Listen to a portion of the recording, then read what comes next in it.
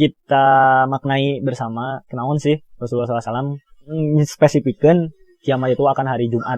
Kenapa tidak Rabu misalnya? Kenapa tidak Senin? Nantilah kita sharing. Assalamualaikum warahmatullahi wabarakatuh. Melanjutkan video saya yang kemarin, kita coba memaknai lah ya, coba tadabur, merenungkan, ya mengasah imajinasi, ya meskipun tetap koridorna, orientasina harus dalam rangka wajib waktaribnya, tidak untuk memperolok-olokan agama ataupun menyepelekan Tuhan atau bahkan menyekutukannya. Naudzubillah min dzalik. Nah, kiamat itu yaumul jum'ah gitu, di hari Jum'ah kan banyak atau mudah kita maknai sebagai kejadian besar gitunya, hancurnya alam semesta, selesainya kehidupan di hari Jumat gitu, di hari setelah Kamis itu, di hari ke-6 tanya.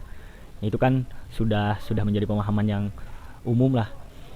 Nah coba mungkin saja kan melalui pendekatan bahasanya, kalau misalnya kiamat itu memang artinya selesainya kehidupan, nah yaumul jum'ah ini menurut Budi bukan sekedar sebagai hari yang ke-6 itu, hari setelah Kamis, hari sebelum Sabtu, tapi yaumul jum'ah menurut Budi mah adalah momentum di mana semua orang, semua manusia khususnya bisa hidup bersama-sama gitu, dalam kebersamaan, nya bisa hidup secara berjamaah gitu.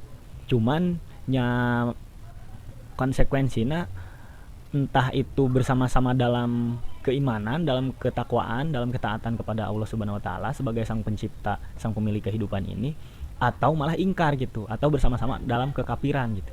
Jadi menurut Budi mah selesainya kehidupan teh nyata kiamat eta teh akan terjadi di yaumil jum'ah, dalam artian ketika manusia teh bersama-sama, apakah itu dalam kekafiran atau ketaatan kepadanya. Nya ayeuna lamun misalnya jelema taat kabeh yaumul jum'ah ya, ada satu momen manusia taat kabeh kepada Allah, balager gitunya, tanpa kedoliman, tanpa kemungkaran, semuanya bersama-sama dalam kebaikan gitunya. Ya udah, berarti ya selesai gitu hidup. Alhamdulillah beres, finish gitu. Karena kan menurut Budi poin dari kiamat itu kan adalah sebagai pintu gerbang gitu untuk masuk ke dimensi lain, kepada dimensi abadi gitu, kepada alam akhirat. Jadi kan Budi memahami kiamatnya seperti itu. Jadi ketika orang taat kabeh seluruh manusia di alam dunia ini, ya sudah selesai, kita masuk ke dimensi keabadian alam akhirat. Nah begitupun sebaliknya, kalau manusia yaumul jum'ah gitu, ada dalam momen kafir semuanya salam dunia, geus mengindahkan Allah deui dina menyebut nama oge, tapi hanya sampai di ujung lidah gitu. Aplikasi atau penerapan pelaksanaan kelakuan di kehidupan sehari-hari ini ya jarolim, itu penuh kasih sayang gitu, hanya kebengisan, hanya mencari keuntungan untuk dirinya pribadi, tidak ada gairah untuk hidup sejalan seirama gitu, sila sunah geus eueuh, geus kafir, geus jarolim, nya sudah mempersembahkan hidupnya bukan kepada Allah tapi kepada materi-materi yang mereka sukai di dunia ini, nepikeun ka mereka cintai. Jadi mempersembahkan hidupnya bukan untuk Allah lagi, tapi untuk makhluk-makhluknya itu sendiri. Ya sudah, berarti yaumul jum'ah ketika manusia kafir semuanya, ya sudah, mungkin konteksnya bisa disebut ajab datang lah gitu, turun. Karena kan melihat sejarah gitunya, melihat sejarah kaum Ad, kaum Samud itu kan ibaratnya diperbaharui gitu. Jadi ada satu generasi misalnya Nuh lah, anu sangat familiar kan, ada satu generasi nu kafir semua, nu musyrik semua, ya sudah diperbaharui, sisana anu napara hungku 40. Nah ayeuna fi yaumul jum'ah, jadi anu 40 orang yang geus eueuh tah anu beriman kepada Allah, anu bertakwa kepada Allah, fi yaumul jum'ah bersama-sama dalam kekafiran, kemusyrikan, ya sudah selesai, diselesaikan gitu oleh Allah Subhanahu wa taala. Jadi menurut Budi fi yaumul jum'ah teh yang seperti itu. Nah, untuk konteks hari ini kan kita hidup di dunia ini di bawah otoritasnya, di bawah satu kekuasaan gitu, di bawah satu kepemimpinan. Nyamun ditarik ke ranah yang lebih sederhana, nama kita hidupkan di negaranya. Negara di satu negara yang mana negara itu kan punya pemerintahan, punya aturan gitu, punya hukum, punya kekuasaan, dan sifatnya negara teh menguasai rakyatnya gitu, dan rakyatnya dikuasai ku pemerintah, ku negara dalam artian seperti itu. Nah cuman kan kita bisa pahami bahwa tidak semua rakyat, tidak semua warga itu taat turut kepada aturan pemerintahan, kepada negara gitu. Jadi pasti aya wae nu kontra anak, pasti aya wae nu mangkir gitu, anu ingkar, anu teu setuju lah misalkan. Nah, untuk skala yang lebih luas di dunia ini kan sebenarnya mah ada otoritas tertinggi menurut Budi yang mengakomodir, yang mengorganisir seluruh negara ya dunia iya nya, mungkin gitunya PBB nya, atau bagi Budi PBB itu adalah otoritas tertinggi lah ya. Kalau salah silakan dikoreksi, cuman pertama asumsi Budi bahwa dunia ini mempunyai otoritas tertinggi gitu, ada satu komando, ada satu kepemimpinan, ada satu kepemerintahan. Nah cuman ya itu pasti ada orang, pasti ada kelompok orang-orang yang berkumpul ya anu teu setuju gitu dengan kebijakan yang dilahirkan. Ya contoh sederhana misalkan ayeuna WHO kan sebagai naonnya pucuk kebijakan pandemi gitu kan, aya anu teu setuju. Aya nu setuju, aya nu teu setuju gitu. Nah, berarti kan ini menandakan bahwa kita ini, seluruh umat manusia ini belum bisa hidup di yaumul jum'ah, belum bisa ada di satu momen kita teh bersama-sama dalam kesepahaman, dalam ketundukan gitu. Nya minimal orang teu paham dengan Covid misalnya untuk ima contoh doang, contoh kasus. Tapi kan loba anu teu ngarti, teu paham tapi nurut. Cek WHO misalnya turun ke negara, berarti kesehatan gitu nya. Ke presiden memberikan instruksi misalnya PPKM atau vaksin misalkan. Nah, loba kan teu ngarti bisa aja kan nurut, dan banyak gitu yang teu ngarti tapi nurut gitu. Tapi kan banyak juga anu teu nurut, anu teu setuju. Apakah mereka juga ngerti, punya alasan, punya argumentasi kenapa mereka tidak nurut, ataupun ada nu teu nyaho tapi mung nurut. Nah, jadi untuk bagi saya gitunya, kekuasaan itu, otoritas itu seperti matahari yang menyinari gitu, tapi nyatanya si matahari ini tidak bisa atau mungkin belum bisa menyinari seluruh bumi ini. Ya contohnya misalnya kemarin pas Copa Amerikanya, Budi kan isuk ya, caang pas dia caang, tapi di Argentina, di Brazil poek. Nah berarti kan matahari kerap menguasai Budi ya, menyoroti, menyinari Budi Indonesia gitu ya, misalnya bumi bagian sini, tapi kan matahari tidak bisa menyinari itu. Jadi matahari belum bisa menyinari secara jamaah gitu, secara jaman. Nah tapi kan kita bisa memahami secara filosofis dulu lah ya, Budi bisa lilating ngejelasin secara sains dan memang keterbatasan ilmu, cuman secara filsafat dulu ya, secara logika dulu. Kalau misalkan di Indonesia berang kasinaran matahari, terus di Brazil gitunya, di barat misalnya ya, di timur, di barat juga caang kasinaran matahari kene kekuasa di sinari kuasa matahari, nya berarti ada yang janggal meren. Ada yang tidak ngorbit lah. Ya intinya mah akan terjadi tabrakan, akan merusak siklus, akan merusak konsep tatanan peredaran planet-planet matahari, bintang-bintang, bulan-bulan gitu.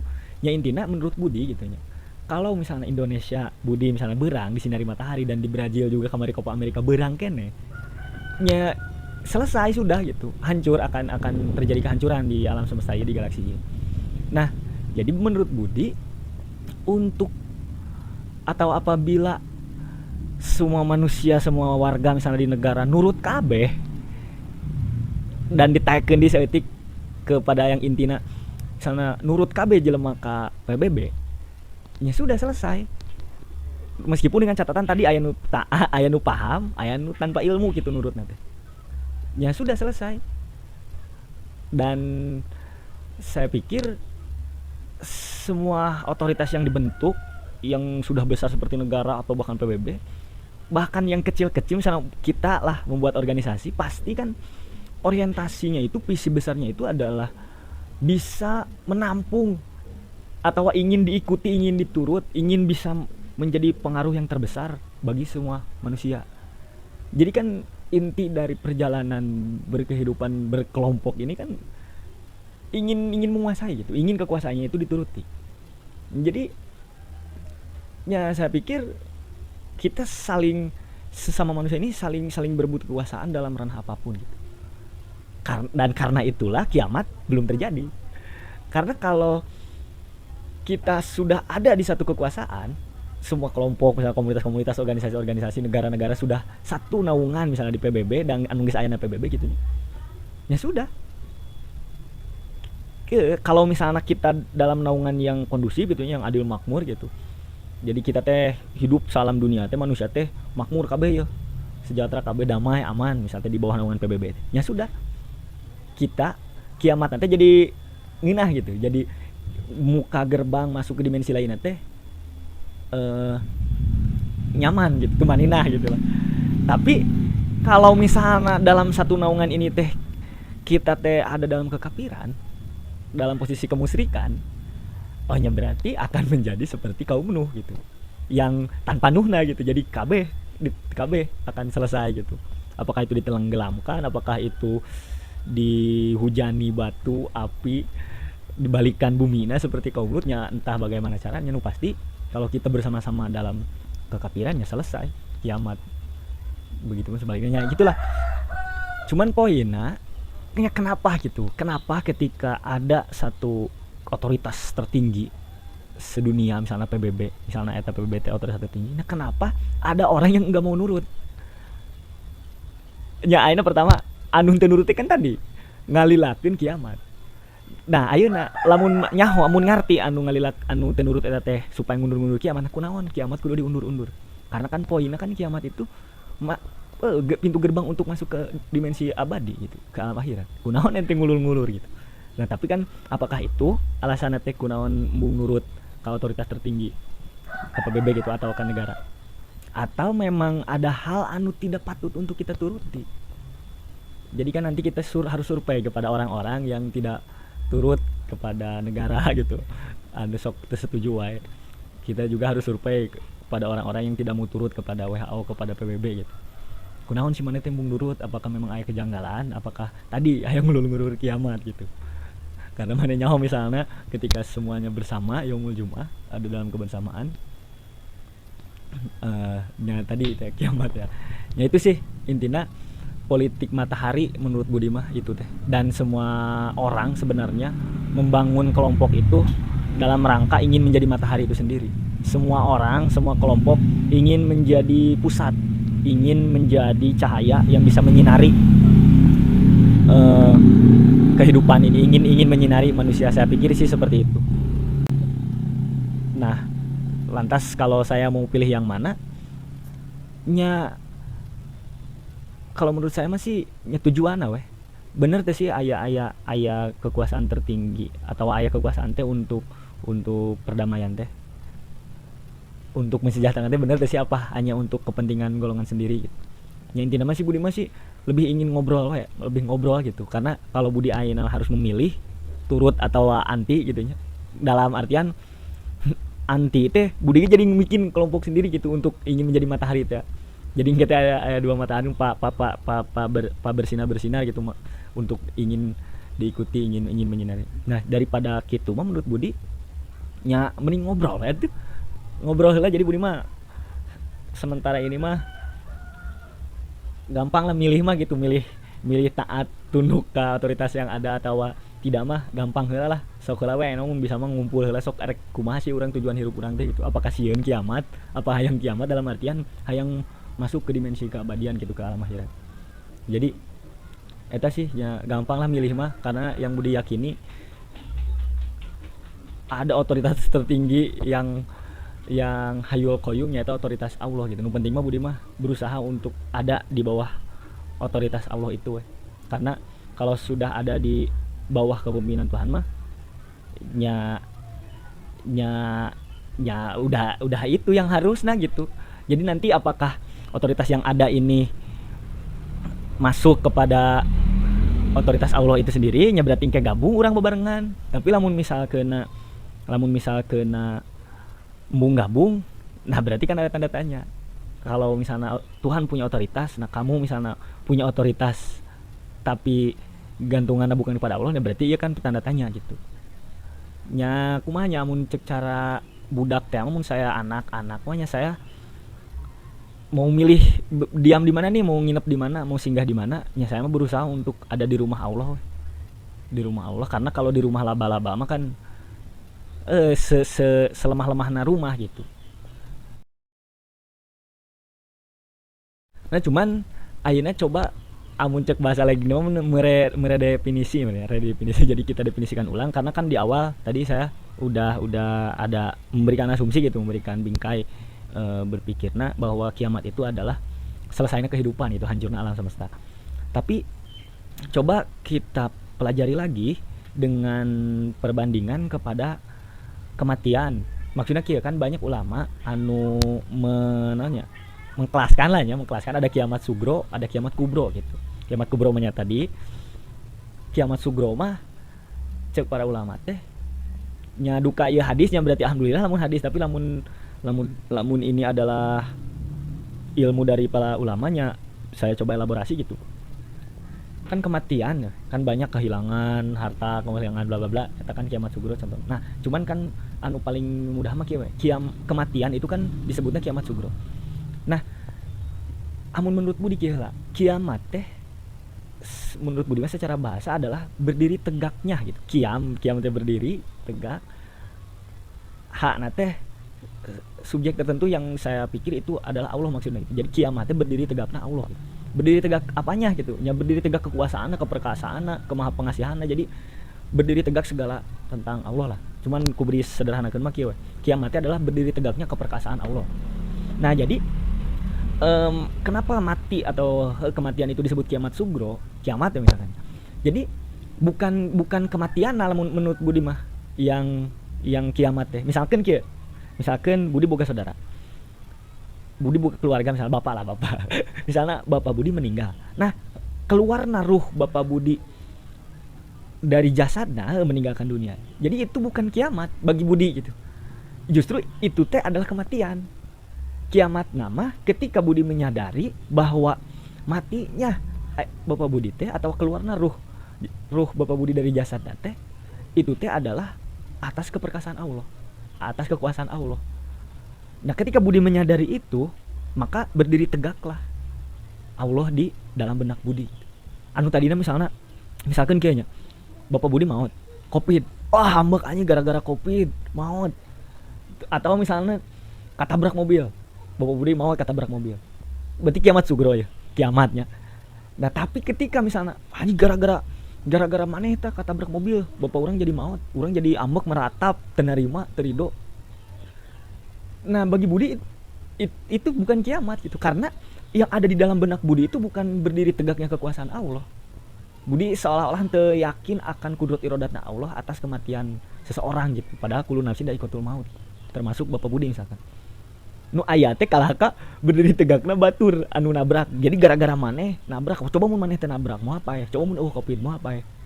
Nah, jadi bagi Budi intina akhirnya kiamat itu adalah momen kesadaran kita lah, khususnya diri secara personal lah.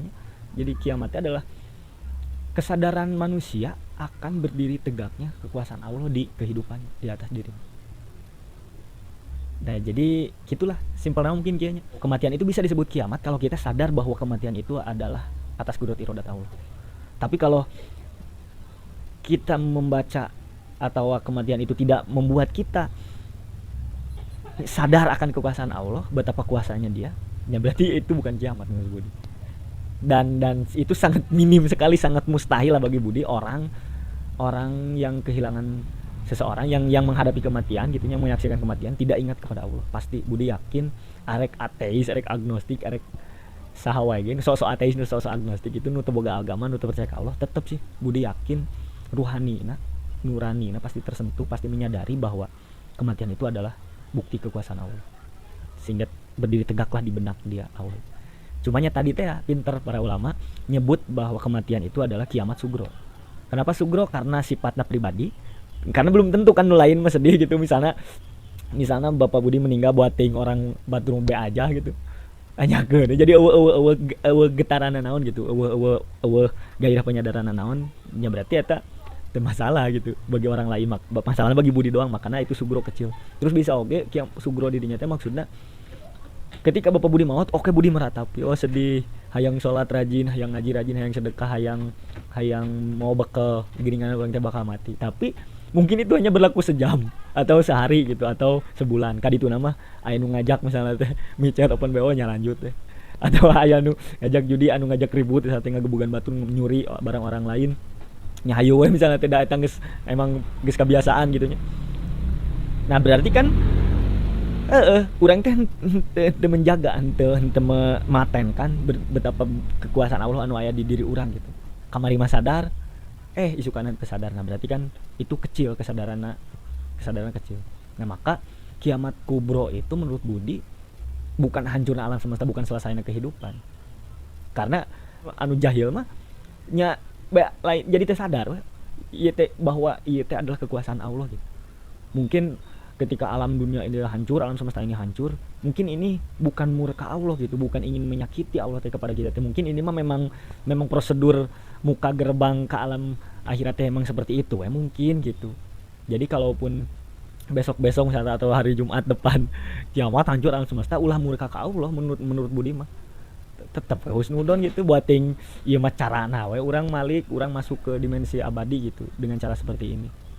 Nah, jadi intinya kiamat kubro teh bukan hancur alam semesta, bukan kehancuranana, bukan kedahsyatan itu, nah tapi ketika ada kehancuran, ketika ada kedahsyatan luar biasa, kita sadar bahwa oh ini teh kekuasaan Allah. Berdiri tegakkanlah kudrat iradat Allah di benak kita. Nah, jadi itu sih lah singkat mah tentang kiamat di hari Jumat. Jadi dialektikana gitulah kurang lebih.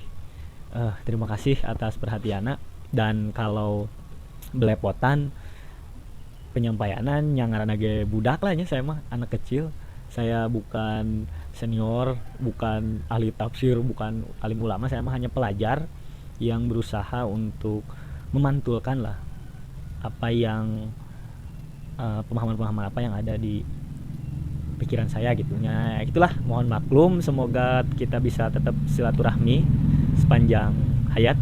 Billahi taufik wal hidayah. Wassalamualaikum warahmatullahi wabarakatuh.